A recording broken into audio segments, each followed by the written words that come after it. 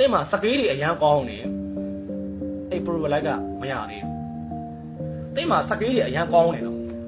မရသေးဘူးpro player လိုက်ကိုဝင်မဲ့ညီကိုတွေအားလုံးဒီစကားတစ်ခုမှတ်တာဒါကျွန်တော်ပြပါမယ် pro player လိုက်ကိုတွားမဲ့ညီကိုတွေအကုန်လုံးကဒီစကားတစ်ခုအမြဲမှတ်တာအဲ့ဒါဘာစကားလဲဆိုတော့စိတ်တက်ကိုရင်ပြန်ရ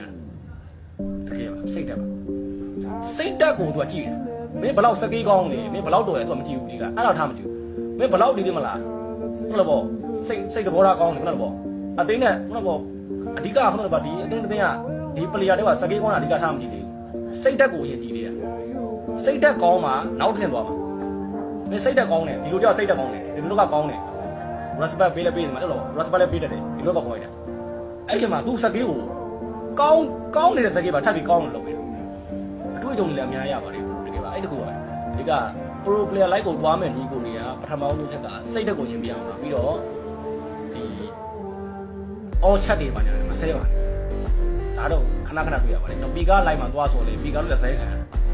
pro player တော်တော်ဒါပီကားကကျွန်တော်လည်းအရန်ခင်လို့တော့နာမည်ထည့်ပြရပါတခြားဆွေးမှလည်းရှိပါတယ်အဲ့လိုပဲသူတို့ live တစ်ခါကျ live လို့လေ all chat နဲ့လက်လန်ဆဲရတယ်ဟုတ်မင်းတို့မကောင်းပါဘူးအဲ့လိုပေါ့ live လို့လည်းပဲစိတ်လေးကောင်းတော့ဒီမှာပြီးတော့အဲ့လိုပဲပြန်ကောဒီမှာအဲ့ဒါစိတ်ရက်ပဲစကေးတွေဘယ်လောက်ကောင်းမလဲအဲ့ pro player တယောက်ကို over တင်ကနိုင်သွားတော့မှဒါမရဘူးခေါ်သူဘယ်လောက်ကောင်းသူနိုင်တယ်ပေါ့ဘယ်လောက်ချပြမရဘူးဒီ pro player တက်ကိုကျွန်တော်တို့ဘယ်လိုနိုင်ခဲ့တာလဲဘယ်လိုပြပြချပြလို့မရဘူးတော့ပြောလို့မရဘူးဟိုနဲ့တခုံးပဲလေဟိုနဲ့ကျွန်တော်ဆဲတာမရကျွန်တော်ဆဲပြီးတော့ဒေတိုက်ထားတာအဲ့ဒီကိုပြီးခံခွမ်းရပါတယ်မရလက်မခံတော့သူကအဲ့လို owner တင်ချင်းညာအဲ့စိတ်တက်ပိုင်းကိုအဓိကထားပြီးကြည့်ပါတယ်